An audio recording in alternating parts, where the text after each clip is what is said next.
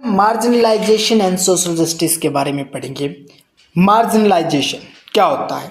जब किसी ग्रुप या कम्युनिटी को समाज से अलग कर दिया जाता है या उनका इम्पोर्टेंस कम कर दिया जाता है, उसे मार्जिनलाइजेशन कहते हैं। क्या रीज़न हो सकते हैं? उसके लैंग्वेज के हिसाब से, वो किस भाषा में बात करता है उसके हिसाब से, कल्चर्स मतलब संस्कृति के हिसाब से, रिलीजन क्या उसका क्या धर्म है उसके हिसाब से उसे इम्पोर्टेंस इतनी नहीं दी जाती, उसे एक हाशिए पर भेज दिया जाता है। एक पेज होता है, उसमें साइड में एक हिस्सा बचा रहता है, तो इसी तरीके से एक समाज को एक अलग हिस्से की तरफ धकेल दिया जाता है, वही है मार्जिनलाइजेशन। तो इस वजह से किसकी वजह से हो सकता है? इकोनॉमिक्स, सोशल और साइकोलॉजिकल, ये सब चीज़ें फेस करनी पड़ती हैं उन्हें समस्या। ये सब चीज़ें जो उन्हें इग्नोर करती हैं या अगेंस्ट बायस्ड होती है। मतलब क्या होता है? बायस्ड का मतलब होता है कि किसी एक विशेष को महत्व दे देना, बाकी को नहीं देना। तो आदिवासी कौन होते हैं? क्योंकि आदिवासी मार्जिनलाइजेशन की तरफ ज़्यादा झुकाव में रहते हैं, तो आदिवासी और दलित के हम इनके बारे में ज़्यादा पढ़ेंगे। आदिवासी मतलब ओरिजिनल इनहैबिटेंट्स, वो लोग जो हमेशा से फॉरेस्ट के आसपास रहते हैं, आए हैं। इंडिया की 8% पॉपुलेशन आदिवासी है। मोस्टली ये लोग स्टेट जैसे कि छत्तीसगढ़, झारखंड, उड़ीसा, गुजरात, महाराष्ट्र में मिलते हैं, और नॉर्थ ईस्ट के स्टेट जैसे अरुणाचल, असम, मणिपुर, मेघालय, इन जगहों पर भी ये मिलते हैं। शेड्यूल्ड ट्राइब क्या होते हैं? गवर्नमेंट आदिवासी को शेड्यूल्ड ट्राइब में रखती है। ऑफिशियल डॉक्यूमेंट में उनके लिए बनाया गया है SC ST कैटेगरी। तो आदिवासी सोसाइटी की खासियत क्या है? मिनिमम हायरार्की होती है, मतलब जैसे जाति प्रथा या राजा महाराजा का सिस्टम नहीं होता। यहाँ पर अलग रिलीजन फॉलो करते हैं। कोई लोग इसमें इस्लाम, हिंदू, क्रिश्चियनिटी, इन चीज़ों को भी अपना सकते हैं। जैसे एंसेस्टर को पूजना, प्रकृति, नेचर, स्पिरिट को मानना, इन चीज़ों को ज़्यादा देखने को मिलता है। उनका कल्चर और लैंग्वेज, अपनी लोकल भाषा में बात करते हैं। कुछ तो संस्कृति जितनी पुरानी भी होती है, जैसे संथाली सबसे ज़्यादा बोलने वाली आदिवासी लैंग्वेज है। ये भाषा बंगाली जैसे मेन स्ट्रीम लैंग्वेज को भी इन्फ्लुएंस करती है। तो इनके बारे में क्या स्टेरियोटाइप्स माने गए हैं? तो स्टेरियोटाइप जो आदिवासी के बारे में बनाए गए हैं, मूवी, स्कूल, फंक्शन, इवेंट में आदिवासी को बेस उनकी ट्रेडिशनल ड्रेस और डांस के थ्रू देखा जाता है। रियलिटी को इग्नोर किया जाता है, जैसे कि उनकी प्रॉब्लम और ज़िंदगी के स्ट्रगल, इन चीज़ों को इग्नोर कर दिया जाता है। एग्जाम्पल के जैसे डोंगारा कोंड्स, नीलगिरी हिल्स जो उड़ीसा में हैं, ये लोग अपनी अलग कल्चरल आइडेंटिटी के साथ जीते हैं। नेचर और मिनोरिटीज़ के साथ उनका डीप कनेक्शन होता है। बात करते हैं एक्सक्लूजन ऑफ द आदिवासी, मतलब आदिवासी को समाज से कैसे अलग रखा गया है। उनकी जो लाइफ है वो किस में रहती है? फॉरेस्ट, जंगलों में रहती है। तो रोल क्या है? Role of forest in the life of Adivasi. Forest, जंगल आदिवासी जिंदगी का इम्पोर्टेंट पार्ट है। इन्होंने इंडिया के कई एम्पायर्स और सिटीज़ को डेवलप करने में मदद की है। जंगल से मिलती है आयरन, कॉपर, गोल्ड, सिल्वर, कोयल, डायमंड, टिम्पर, हर्ब्स और लैक, मनी, एनिमल, बहुत चीज़ें मिलती है। फॉरेस्ट रिवर और एयर को क्लीन रखने में भी मदद करते हैं। 19th सेंचुरी तक आदिवासी लोगों को जंगल पे फुल कंट्रोल था। उनका पूरा सिस्टम था, वहाँ पर किसी राजा या स्टेट का कोई अंडर नहीं था। तो फॉरेस्ट प्रोड्यूस बाय द आदिवासी किस प्रकार से यूज करते हैं? आदिवासी लोग अप्रोक्स 10,000 प्लांट को पहचानते हैं, जैसे कि 8,000 medicine, 325 pesticides, 425 gums, resins, dyes, 500 fibre, 3,500 खाने के लिए। तो ये सब चीज़ें इनसे यूज प्रोड्यूस होता है हमें आदिवासियों के थ्रू इन चीज़ें। तो उनका डीप नॉलेज होता है इसमें जंगल के रिसोर्सेज के बारे में। तो impact of British rule on Adivasi, तो ब्रिटिश रूल का क्या इम्पैक्ट देखने को मिला? ब्रिटिश से पहले आदिवासी हंटर गैदरिंग, नोमैड्स और शिफ्टिंग एग्रीकल्चर करते थे। ब्रिटिश राज के टाइम और आज भी आदिवासी को जंगल से फोर्सफुली हटाया गया है इंडस्ट्रीज और प्राइवेट कंपनीज के लिए। Displacement of Adivasis and its impact, 50% से ज़्यादा लोग जो माइनिंग के वजह से डिस्प्लेसमेंट होते हैं वो आदिवासी होते हैं। एक सर्वे के हिसाब से आंध्रा, छत्तीसगढ़, उड़ीसा में 79% डिस्प्लेस्ड लोग ट्राइबल होते हैं। डैम्स, पार्क, मिनिमल प्रोजेक्ट के चक्कर में आदिवासी लोग को अपने लैंड से खो देते हैं, जो उन्हें फोर्सफुली हटाया जाता है। उनका इनकम, कल्चर और लाइफस्टाइल सब कुछ इफेक्ट होता है इससे। बहुत से आदिवासी बच्चे जो मेलनूरिश्ड होते हैं, पोषण की कमी होती हैं, और लिटरेसी रेट भी बहुत लो होता है उनके बीच। अर्बन एरिया में रहने वाले जो ट्राइबल गरीबी में जीते हैं, 75% अर्बन में रहते हैं और 45% ये रूरल में पाए जाते हैं। Marginalisation of the minorities. Minorities का मतलब होता है ऐसे ग्रुप जिनकी पॉपुलेशन मेजॉरिटी से छोटी होती है। ये ग्रुप भी मार्जिनलाइज्ड होते हैं, जैसे आदिवासीज़। अब बात करते हैं need for safeguarding minorities. तो मिनॉरिटीज़ को सुरक्षा देने की ज़रूरत क्यों है? इंडियन कॉन्स्टिट्यूशन मानता है कि मेजॉरिटी कल्चर, ज़्यादा लोगों का कल्चर देश के सोसाइटी और गवर्नमेंट को काफ़ी इन्फ्लुएंस करता है। इसलिए छोटी कम्युनिटीज़, मिनॉरिटीज़ को डिसएडवांटेज हो सकता है, स्पेशली जब उनकी पॉपुलेशन कम हो। इन्हें मेजॉरिटी के कल्चरल डोमिनेशन से बचाने के लिए कुछ सेफगार्ड बनाए गए हैं। ये सेफगार्ड डिस्क्रिमिनेशन, भेदभाव से बचाते हैं और उनके राइट को प्रोटेक्ट करते हैं।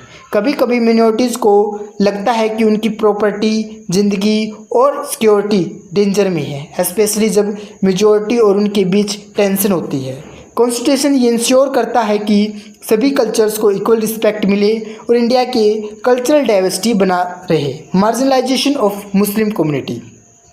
2011 सेंसस के हिसाब से मुस्लिम की पॉपुलेशन 14.2% है।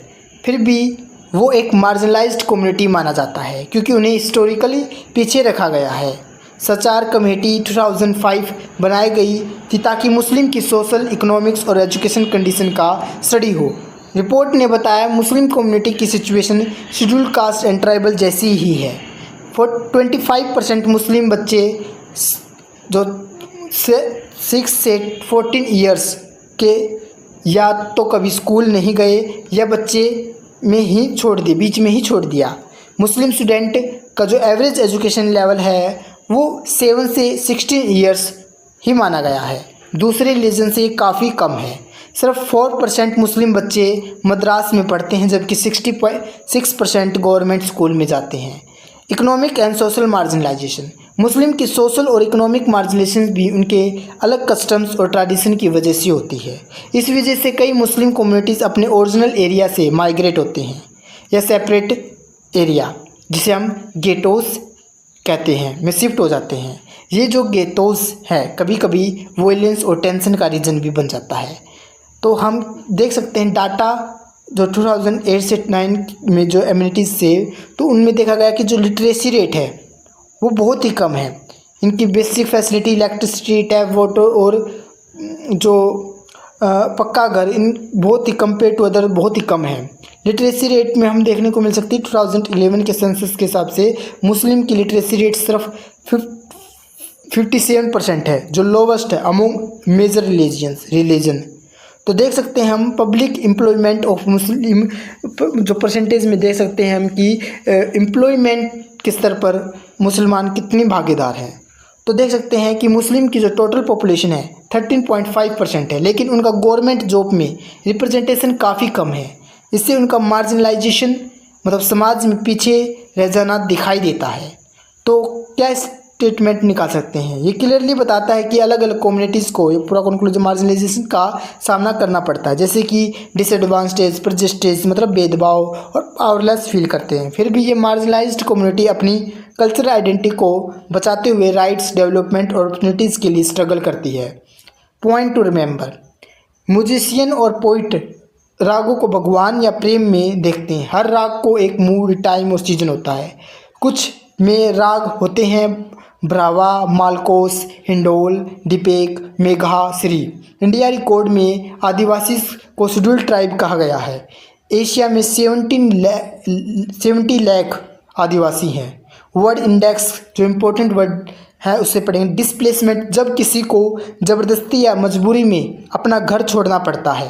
हायरार्की, पावर का लेवल, जो नीचे होते हैं उनके पास कम पावर होती है। गेटोइजेशन, जब एक स्पेसिफिक कम्युनिटी अलग एरिया में रहने लगती है, बाकी सोसाइटी से अलग हो जाती है, तो उन्हें गेटोइजेशन कहते हैं। मेन स्ट्रीम, जो कल्चर ज़्यादा डोमिनेट है, जिसको सब फॉलो करते हैं। मिलिट्राइज्ड, ऐसे एरिया जहां आर्मी या मिलिट्री का प्रेजेंस ज़्यादा है। मेलनूरिस्ड, जब किसी को प्रॉपर न्यूट्रिशन नहीं मिलती। तो इसमें हमारे अंडरस्टैंडिंग मार्जिनलाइजेशन के अंदर हमारे क्वेश्चन दिए हुए हैं। आदिवासी के बारे में कौन सी स्टेटमेंट करेक्ट है? पहली स्टेटमेंट दी हुई है आदिवासी हमेशा फॉरेस्ट के साथ क्लोज कनेक्शन में रहे। दूसरी स्टेटमेंट है आदिवासी सोसाइटीज़ में हायरार्की, पावर का लेवल कम होता है, किंग्स वाले सिस्टम की तरह नहीं होता। तो ये दोनों स्टेटमेंट ठीक है। अगला क्वेश्चन है आदिवासी कम्युनिटीज़ के सेट्रोटाइप होने का कॉन्सिक्वेंस होता है। आदिवासी को गलत तरीके से एग्जोकेटिक, प्रिमिटिव और चेंज के खिलाफ दिखाया जाता है। ये आंसर सी ऑप्शन ठीक है यहाँ पर। ये तो अब देख सकते हैं आगे हम चैप्टर 6 है हमारा 8th क्लास का, देख सकते हैं कॉन्फ्रेंटिंग मार्जिनलाइजेशन। तो मार्जिनलाइजेशन का सामना कैसे करते हैं?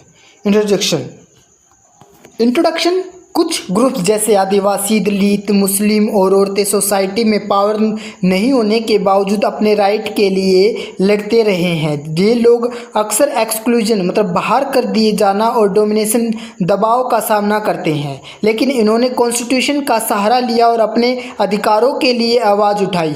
उनकी लड़ाई उनके सिचुएशन के हिसाब से होती है। कॉन्स्टिट्यूशन के माध्यम से ये लोग डेवलपमेंट और कानूनी सुरक्षा की डिमांड करते हैं। इन वोकिंग फंडामेंटल राइट सभी इंडिया को दिए गए हैं। मार्जिनलाइज्ड लोग दो तरीक़ों से इनका यूज करते हैं। डिमांडिंग फंडामेंटल राइट, जब उनके साथ गलत होता है तो वो अपने फंडामेंटल राइट का रेफरेंस देते हैं ताकि सरकार उस इनजस्टिस को रिकॉग्नाइज करे।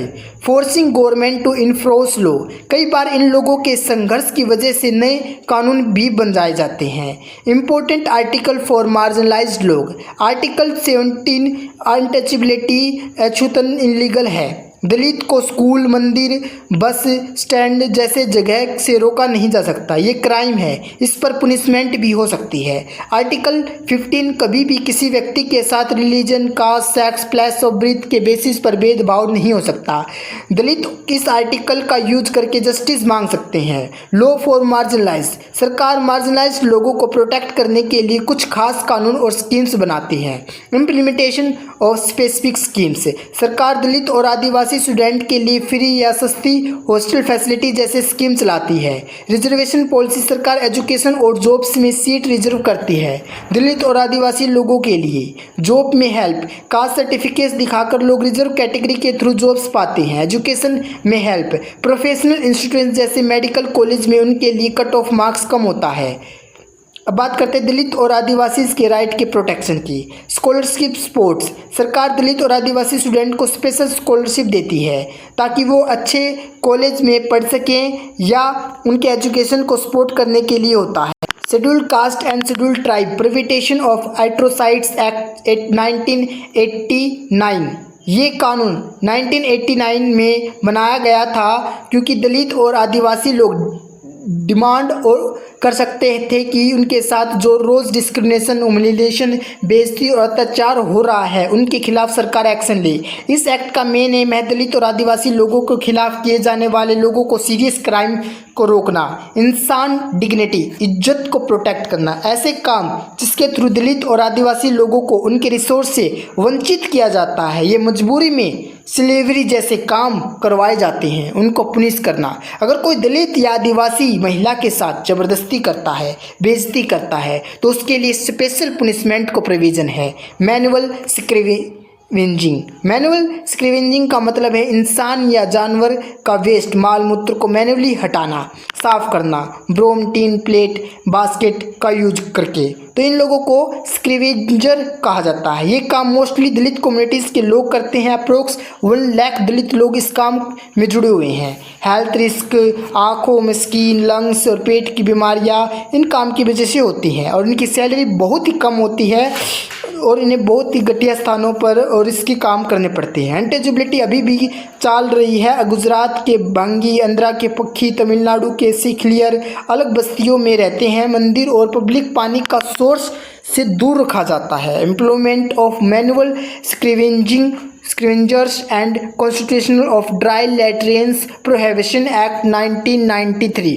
इसमें क्या हुआ, इस लॉ के अकॉर्डिंग मैनुअल स्क्रीवेंजिंग करवाना और ड्राई लैट्रिन बनाना इलीगल है। 2003 में PIL फाइल हुई सुप्रीम कोर्ट में। सफाई कर्मचारी आंदोलन और कुछ मैनुअल स्क्रीवेंजर्स ने फाइल की। उन्होंने बोला कि 1993 के बाद भी मैनुअल स्क्रीवेंजिंग चल रहा है एवं रेलवे जैसे गवर्नमेंट सेक्टर में। कोर्ट ने बोला कि सरकारी डिपार्टमेंट्स चेक कराने हैं कि क्या मैनुअल स्क्रीवेंजिंग अब भी हो रही है। अगर मिलती है तो 6 मंथ के अंदर उसका सोल्यूशन निकाला जाए। लोगों को फ्री करो और उनका रिहेबिटेशन मतलब उनके पूर्ण आवास करो। 2030 में एक और नया एक्ट आया, prohibition of employment as manual scavengers and their rehabilitation act. इसका पर्पज़ मैनुअल स्क्रीवेंजिंग का टोटली ख़त्म करना और जो लोग ये काम करते हैं उनके लिए जॉब्स और सपोर्ट देना। आदिवासी डिमांड और 1989 एक्ट का रूल। आदिवासी लोग इस एक्ट का यूज करते हैं अपने लैंड राइट को प्रोटेक्ट करने के लिए। उन्हें अक्सर ज़बरदस्ती उनकी ज़मीन से हटा दिया जाता है लेकिन वो छोड़ना नहीं चाहते। एक्टिविस्ट चाहते हैं कि जो लोग इलीगल तरीके से आदिवासी लैंड पर कब्जा करते हैं उनको पनिशमेंट मिले। यह एक्ट उनके कॉन्स्टिट्यूशनल राइट को सपोर्ट करता है। कॉन्फ्रेंटिंग माइग्रेशन में आदिवासी लोगों के साथ क्या हो रहा है। आदिवासी एक्टिविस्ट जी के जानों के अकॉर्डिंग कई राज्यों की सरकारें आदिवासी लोगों के कॉन्स्टिट्यूशनल राइट का उल्लंघन कर रही है।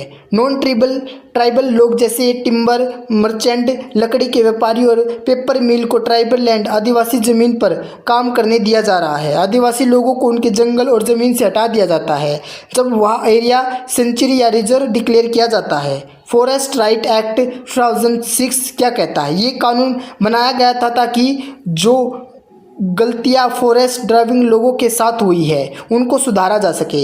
इस एक्ट के थ्रू उनके रहने, खेती करने और जंगल के रिसोर्स जैसी लकड़ी, फील और एक्स्ट्रा को राइट को माना गया। फॉरेस्ट और बायोडाइवर्सिटी को कंज्यूम करने की जिम्मेदारी भी इसमें लिखी गई। Importance personalities.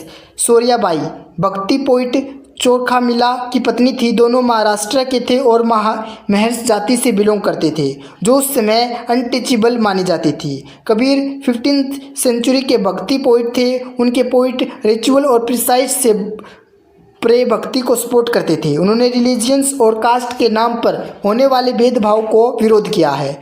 Word index important शब्दों का मतलब। असर्टिव अपनी बात स्ट्रोंगली और क्लियरली रखना। कॉन्फ्रेंट किसी प्रॉब्लम या चैलेंज का सामना करना। डिसपोसेस्ड किसी चीज़ का हक छीन जाना। ओस्ट्रासाइज किसी व्यक्ति को समाज से अलग कर देना। मॉरली रिप्रीहेंसिबल एशिया का आम जो सोसाइटी के मोरल के खिलाफ हो। पॉलिसी फ्यूचर के लिए डायरेक्शन देने वाली गाइडलाइन या एक्शन प्लान। इसमें क्वेश्चन आंसर क्या है देख सकते हैं इस चैप्टर के अंदर। पहला क्वेश्चन, कौन सी स्टेटमेंट सही है कॉन्स्टिट्यूशन ऑफ इंडिया के बारे में। फंडामेंटल राइट सभी इंडियंस को इक्वली मिलते हैं, सही है। मार्जिनलाइज्ड ग्रुप के संघर्ष ने नए कानून बनवाए, सही है। आर्टिकल 17 अनटचेबिलिटी और पनिशेबल क्राइम बनाता है, सही है। Article 15 religious, race, caste, sex, place of birth के बेस पर डिस्क्रिमिनेशन को बैन करता है, सही है। तो करेक्ट आंसर इसके सही है। 1 2 3 4 सारी स्टेटमेंट ठीक है इसकी। रिजर्वेशन पॉलिसी के बारे में कौन सी स्टेटमेंट सही है। पहली स्टेटमेंट दी हुई है, रिजर्वेशन पॉलिसी बनाई गई थी ताकि सिस्टम में इनइक्वलिटी खत्म हो सके और लोग हिस्टोरिकली मार्जिनलाइज्ड जैसे SC ST OBC उन्हें मौका मिल सके, तो सही है। स्टूडेंट, दूसरी स्टेटमेंट, स्टूडेंट या जॉब एप्लीकेंट को अपना कास्ट ट्राइब सर्टिफिकेट दिखाना होता जो रिजर्वेशन का फ़ायदा उठा सके, तो बिल्कुल सही बात। ये भी रिजर्वेशन सभी, तीसरी स्टेटमेंट, रिजर्वेशन सभी एजुकेशन इंस्टीट्यूशन में लागू होता है इंक्लूडिंग मेडिकल कॉलेज, तो सही है ये बात भी। स्टेटमेंट 4 दे रखी है, हर SC ST कैंडिडेट को डायरेक्टली एडमिशन और सरकारी जॉब मिलती मिलती है तो बात गलत है। ये मिलती है ये बात गलत है। ऐसा ज़रूरी नहीं, क्योंकि गारंटी नहीं होती, सिर्फ रिजर्वेशन का मौका मिलता है। तो दूसरी स्टेटमेंट सही है, इसका आंसर सी ठीक है। Scheduled caste and scheduled tribe prevention of atrocities act 1989 के बारे में सही स्टेटमेंट कौन सी है? स्टेटमेंट 1, ये एक्ट बनाया गया था दलित और आदिवासी के ऊपर होने वाले अत्याचारों के खिलाफ उनकी डिमांड पर। सही। स्टेटमेंट 2, ये एक्ट उन क्राइम्स की लिस्ट देता है जो दलित और आदिवासी के खिलाफ होते हैं और जो लोग ये कहते हैं कि उनके लिए स्ट्रिक्ट पनिशमेंट भी बताता है। तो ये स्टेटमेंट भी सही। तो बोथ ए एंड बी दोनों। तीसरा क्वेश्चन है मैनुअल स्क्रिवेंजिंग क्या होता है और इस ऑक्यूपेशन में कौन लोग काम करते हैं? मैनुअल स्क्रिवेंजिंग का मतलब इंसानी और जानवरों के मलमूत्र को मतलब एक्सक्रेटा को हटाना और झाड़ू बास्केट साफ करना होता है। ये काम ज़्यादातर दलित वुमेन और यंग गर्ल्स करती हैं। ये काम इलीगल है लेकिन जहाँ आज भी होता है। तो answer A, the practice of the cleaning human and animal excreta. अगला टॉपिक है हमारा सोशल जस्टिस के बारे में। तो सबसे पहले इसका इंट्रोडक्शन। जस्टिस का मतलब होता है समाज में कैसे जीते हैं, पब्लिक लाइफ कैसे चलती है और क्या सही गलत है, उसका सिस्टम क्या है। इसका मतलब ये भी है कि समाज में लोगों को उनका हक मिल रहा है या नहीं, जैसे सुविधाएं, अधिकार, जिम्मेदारियाँ, टैक्स। जस्टिस का आइडिया हर समय और कल्चर में अलग अलग तरीके से डिफाइन किया गया है, इसलिए ये करेक्ट कंसेप्ट डायनेमिक है। बदलते समय के साथ इसका मतलब भी बदलता गया है। Studying justice throughout cultures and age. Ancient India, प्राचीन भारत में जस्टिस को राजा की सबसे बड़ी जिम्मेदारी माना जाता था। जस्टिस का मतलब था धर्म को बनाए रखना, यानी कि सामाजिक व्यवस्था का पालन। चाइना में कन्फ्यूशियस नाम के थिंकर ने कहा था कि राजा को जस्टिस तब बनाया रखना चाहिए जब वो अच्छे लोगों को रिवॉर्ड करे और बुरे लोगों को पुनिश करे। प्लेटो ने, जो ग्रीस के थे, द रिपब्लिक की बात की थी। प्लेटो ने जस्टिस के ऊपर सोक्रात के जरिए एक डायलॉग लिखा जिसमें सोक्रात ने कहा था, अन्याय से समाज में डर और नुकसान बढ़ता है, नए फॉलो करने से सबको लॉन्ग टर्म में फ़ायदा होता है। जस्टिस सब लोगों की भलाई के ध्यान रखता है, ना कि सिर्फ अपने दोस्तों को हेल्प करने या दुश्मन को नुकसान देने के लिए होता है। Modern concept. German philosopher Immanuel Kant के हिसाब से हर इंसान के पास डिग्निटी होती है। आज के समय में जस्टिस का मतलब होता है सबके इक्वल मौके देना, जिससे लोग अपनी कैपेबिलिटीज़ और गोल्स अचीव कर सके। This three principle of the justice. पहला प्रिंसिपल है इक्वल ट्रीटमेंट फॉर इक्वल। सब लोग एक जैसे इंपॉर्टेंस होते हैं, ये मॉडर्न सोसाइटी का बिलीफ है। लेकिन सबको इक्वल ट्रीट कैसे किया जाए ये मुश्किल होता है डिसाइड करना। Principle of treating equal equality. अगर सब लोगों के पास बेसिक ह्यूमन कैरेक्टरिस्टिक है तो उनके सेम राइट और ट्रीटमेंट मिलना चाहिए। लिबरल डेमोक्रेसीज में सबके इक्वल अपॉर्चुनिटीज़ मिलनी चाहिए, जैसे civil right, political right, social right, extra. Discrimination खत्म करने की ज़रूरत है। जस्टिस का प्रिंसिपल ये कहता है कि लोगों को क्लास, कास्ट, रेस या जेंडर के बेसिस पर जज नहीं करना चाहिए, उनकी काबिलियत और काम के बेसिस पर उनके एक्सेस करना चाहिए। Unfair difference. अगर एक ही काम करने वाले लोगों के साथ सिर्फ कास्ट या जेंडर की वजह से अलग व्यवहार हो रहा है तो ये इनजस्टिस है। दूसरा प्रोपोर्शनेट जस्टिस। इक्वल ट्रीटमेंट ही हर बार सही नहीं होता, कभी कभी सिचुएशन के हिसाब से जस्टिस का मतलब होता है अलग व्यक्तियों के साथ उनकी कंडीशन के मुताबिक व्यवहार करना। Fairness in exam evaluation. अगर सब स्टूडेंट को एग्ज़ाम में सेम मार्क्स मिल जाए बिना उनके एफर्ट देखे तो ये फेयर नहीं होता। फेयरनेस का मतलब है जिसने अच्छा जवाब दिया है, मेहनत की है, तो उसको उस हिसाब से मार्क्स मिलने चाहिए। Fairness proportional benefit. जस्टिस तब होता है जब लोगों को उनके काम के लेवल और मेहनत के हिसाब से रिवॉर्ड मिलते हैं। जितना एफर्ट, टैलेंट और रिस्क उतना ही रिवॉर्ड मिलना चाहिए। Different reward for different work. हर काम का नेचर अलग होता है। मिनर या पुलिस जैसे काम इसकी होते हैं। इमिनियन मेहनत और डेंजर ज़्यादा होती है, इनमें मेहनत ज़्यादा होती है, डेंजर ज़्यादा होते हैं, तो उनकी ज़्यादा रिवॉर्ड मिलना चाहिए। Addressing inequalities. हर किसी को इक्वल ट्रीटमेंट देना ज़रूरी नहीं, लेकिन प्रोपोर्शनलिटी भी मेंटेन करनी चाहिए, यानी सबकी नीड्स और सिचुएशन के हिसाब से जस्टिस मिलना चाहिए। अगला है recognition of special needs. Third principle of justice है ये। जस्टिस का मतलब सिर्फ सबको इक्वल ट्रीट करना नहीं होता। कभी कभी कुछ लोगों को स्पेशल हेल्प चाहिए होती है, जैसे डिसेबल्ड लोग या जिनको एजुकेशन हेल्थ फैसिलिटीज़ नहीं मिलती। इक्वलिटी एंड बियॉन्ड, सिर्फ इक्वल ट्रीट करना काफ़ी नहीं बल्कि उनके रियल लाइफ प्रॉब्लम को समझाना और उनको सपोर्ट देना भी ज़रूरी है। Providing equal treatment, special need को कंसिडर करके उनको एक्स्ट्रा सपोर्ट देना भी जस्टिस का पार्ट है। आइडेंटिफाइंग इनइक्वलिटीज़, कभी कभी इनइक्वलिटीज़ से समझाना मुश्किल होता है। Disabilities, lack of education, health care, attraction, ऐसे इशू को देख के स्पेशल सपोर्ट देना पड़ता है। एड्रेसिंग कम्प्लेक्स इनइक्वलिटीज़, सोसाइटी में कास्ट और इकोनॉमिक स्टेटस की वजह से काफ़ी इनइक्वलिटी होती है, इसलिए रिजर्वेशन एंड कोटाज दिया जाते हैं, जैसे SC ST को एजुकेशन और जॉब्स में। बैलेंसिंग प्रिंसिपल ऑफ जस्टिस, सिर्फ मेरिट को रिवॉर्ड करना अनफेयर हो सकता है। अगर पुअर और बैकवर्ड लोग रिसोर्स को शॉर्टेज की वजह से पीछे रह गए हैं तो जस्टिस का मतलब है सबको पर्सपेक्टिव और नीड्स को समझा के balance banana. Importance of just distribution beyond fair treatment, सिर्फ इक्वल लो होने से जस्टिस नहीं होता बल्कि रिसोर्स का भी फेयर डिस्ट्रीब्यूशन भी ज़रूरी है। Addressing economics and social inequality, हर किसी को equal treatment, basic living condition और अपॉर्चुनिटीज़ मिलनी चाहिए ताकि सब लोग अपने गोल्स अचीव कर सकें। तो सोशल इक्वलिटी के इंसेटिव, भारत में सामाजिक समानता के लिए कदम, भारत के संविधान ने अनटचेबिलिटी को ख़त्म किया। इसका मतलब है कि लोअर कास्ट के लोगों को मंदिरों, जॉब्स और बेसिक ज़रूरत की चीज़ों में एक्सेस मिल सके। लैंड रिफॉर्म भी किए गए ताकि ज़मीन का डिस्ट्रीब्यूशन सभी के बीच थोड़ा बराबर हो। कंट्रोवर्शियल डिबेट, जब बात आती है रिसोर्स जैसे नौकरी, शिक्षा की बराबरी से बातें आती हैं तो लोगों में भावनाएं भड़क जाती है। कुछ लोगों को लगता है कि अगर दूसरों को ज़्यादा मिल गया तो उनके बच्चों का फ्यूचर खतरे में आ जाता है।